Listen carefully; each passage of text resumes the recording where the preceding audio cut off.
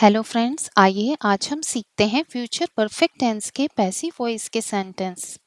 ठीक है, तो सबसे पहले एक्टिव वॉइस के सेंटेंस देखते हैं। She will have cook the food.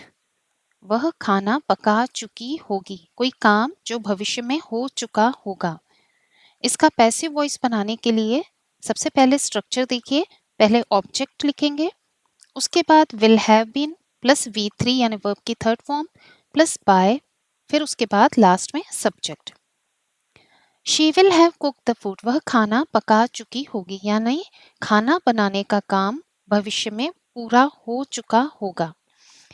Passive voice बनाने के लिए हम सबसे पहले लिखेंगे ऑब्जेक्ट। तो इस वाक्य में ऑब्जेक्ट है द फूड। द फूड, फिर उसके बाद विल हैव बीन और V3 कुक्ड, उसके बाद बाय और शी जो है वो हर में चेंज हो जाएगा। The food will have been cooked by her. Active voice I will have taught her. Passive voice बनाएंगे इसका she will have been taught by me. I जो है वो मी में चेंज हो जाएगा।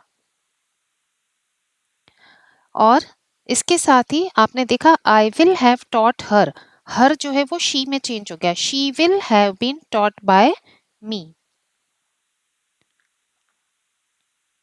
Next sentence, my sister will have baked the cake. मेरी बहन केक बेक कर चुकी होगी। पैसिव वॉइस बनाएंगे तो ऑब्जेक्ट पहले आएगा, यानी कि the cake. The cake will have been baked by my sister.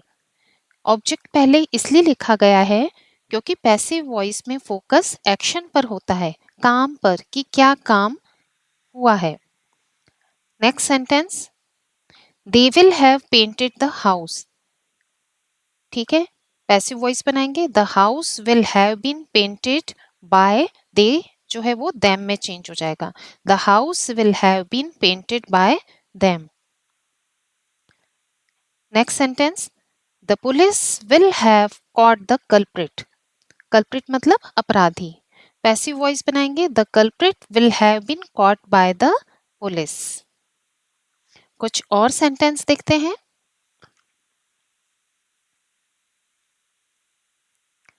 The car will have been washed by him.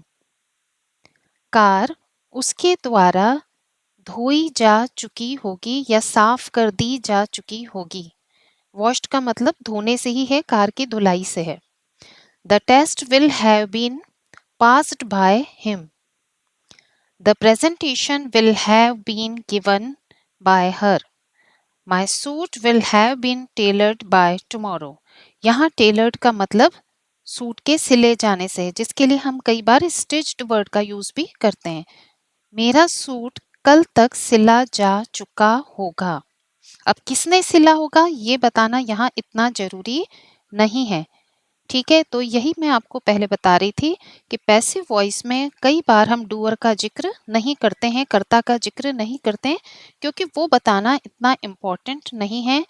सिर्फ इतना ही जान लेना जरूरी कि कोई काम हुआ है। जैसे my suit will have been tailored, मेरा सूट सिला जा चुका होगा। कौन सिल रहा है, कारीगर सिल रहा है या उसने किसी से मदद ली, ये जानना मुझे इतना जरूरी नहीं है। ठीक है, तो इस तरह से आज आपने फ्यूचर परफेक्ट टेंस के सेंटेंस को पैसिव वॉइस में किस तरह से बोलते हैं या लिखते हैं ये सीखा। तो अब आप प्रैक्टिस कीजिए पैसिव वॉइस सेंटेंस बनाने की और बोलने की। अगर वीडियो पसंद आए तो please like, subscribe and share कीजिए। Thank you, have a nice day.